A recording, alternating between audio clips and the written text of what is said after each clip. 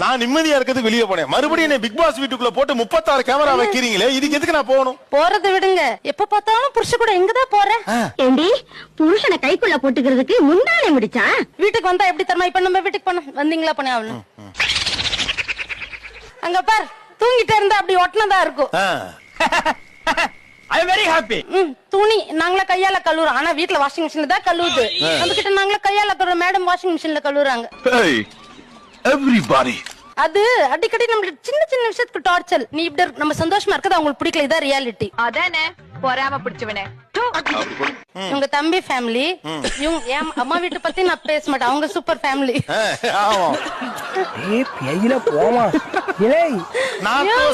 Concept ஒண்ணுதான், அம்மா வீடு சூப்பர்.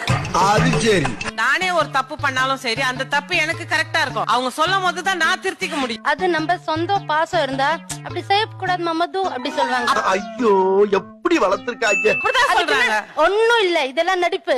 பாசம் இருந்தா என் அது குறை நாத்தனார் அப்படி இல்ல. கண்டுபிடிக்காது. இப்ப நம்ம முன்னாடி என்ன தெரியுமா பேசுவாங்க? நல்லா இருக்கு சாரி போன. எனக்கு அந்த மாதிரி இல்ல சார். அது நம்ம முன்னாடி சொல்ற போய், அது நம்ம பின்னாடி சொல்ற போய். என் மனசுல உள்ள பாரமே குறைஞ்சிருக்கு.